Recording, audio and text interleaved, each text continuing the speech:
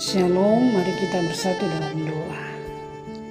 Ya Tuhan, Tuhan kami, betapa mulianya nama-Mu di seluruh bumi. Kami mengucap syukur di saat ini atas kasih kebaikan Tuhan, sehingga kami diberi kesempatan untuk merenungkan kebenaran firman Tuhan dari Mazmur 51. Urapi kami dengan kuasa Roh Kudus, berfirmanlah kepada kami sekalian, kami telah siap untuk mendengar. Dalam nama Tuhan Yesus firman yang hidup, kami berdoa. Amin. Pembacaan firman Tuhan dari Mazmur 51 ayat 1 sampai 21. Pengakuan dosa. Untuk pemimpin biduan Mazmur dari Daud ketika Nabi Nathan datang kepadanya setelah ia menghampiri Batsheba. Kasihanilah aku ya Allah, menurut kasih setiamu, hapuskanlah pelanggaranku menurut rahmat-Mu yang besar. Bersihkanlah aku seluruhnya dari kesalahanku dan tahirkanlah aku dari dosaku. Sebab aku sendiri sadar akan pelanggaranku, aku senantiasa bergumul dengan dosaku. Terhadap engkau sajalah aku telah berdosa dan melakukan apa yang kau anggap jahat. Supaya ternyata engkau adil dalam putusanmu, bersih dalam penghukuman. Saudara yang terkasih di dalam Tuhan, Mazmur 51 dengan tema hati yang patah dan rela diperbaharui. Mazmur 51 adalah doa seorang pendosa yang bertobat sejati. Jadikanlah hatiku tahir ya Allah, perbaharuilah batinku dengan roh yang teguh. Mazmur 51 ayat 12. Yang pertama, pengakuan dosa yang jujur dan mendalam di ayat 1 sampai 6. Mengapa Daud tidak hanya meminta ampun tetapi juga memohon pembersihan dan penghapusan dosa? Panggilan kepada belas kasihan Tuhan. Ayat 1 dan 2, Daud tidak datang dengan sadar amal atau kebaikannya sendiri, tetapi hanya mengandalkan kasih setia dan rahmat Tuhan yang besar. Ia menunjukkan kerendahan hati. Apakah kita menyadari bahwa pengampunan sejati hanya mungkin karena kasih setia Tuhan, bukan karena seberapa baik kita memperbaiki kesalahan kita? Melawan diri sendiri, ayat 3-4, Daud mengakui kesalahannya terhadap Tuhan. Dosa adalah pelanggaran terhadap sesama, tetapi intinya adalah pelanggaran terhadap kekudusan Allah. Dia tidak mencoba menyalahkan Batsheba atau Uriah atau lingkungannya.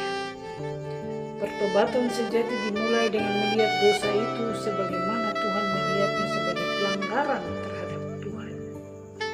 Pelanggaran terhadap hukum Allah itu adalah dosa. Yang kedua, permintaan pemulihan yang total, ayat 7-12. Permintaan Daud melampaui sekedar diampuni, ia ingin diubah secara batiniah. Pembersihan dari luar dan dalam, ayat 7. Daud meminta untuk membersihkan dengan isop, tumbuhan yang digunakan dalam ritual penyucian. Ia ingin menjadi putih seperti salju. Ia adalah gambaran dari pemulihan total. Kita harus merindukan pembersihan menyeluruh oleh Kristus yang darahnya mampu memutihkan kita dari segala dosa. 1 Yohanes 1 ayat 7. Permintaan akan hati yang baru, ayat 10-12. Ini adalah puncak doa pertobatan.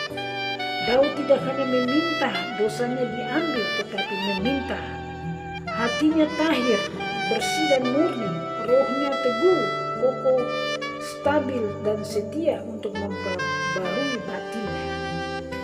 Pertobatan sejati menghasilkan perubahan hati. Kita memerlukan Roh Kudus untuk memberi kita keinginan dan kekuatan untuk taat.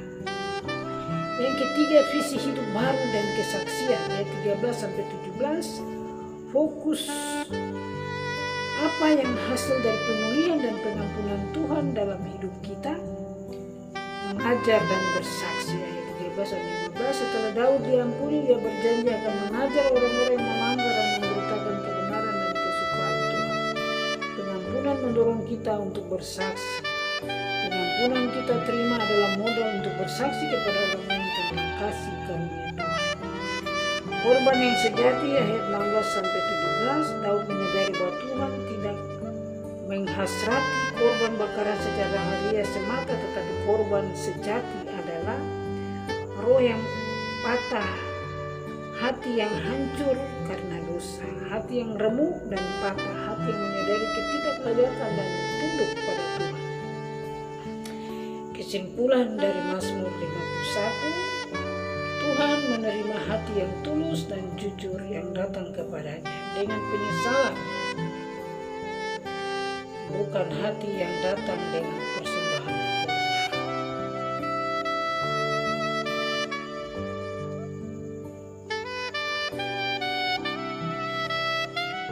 Tuhan memberkati kita dengan firman-Nya untuk tetap setia kepada Tuhan, hidup benar, hidup suci kudus di hadapan Tuhan, dan tidak boleh berbuat dosa lagi mulai dari saat ini.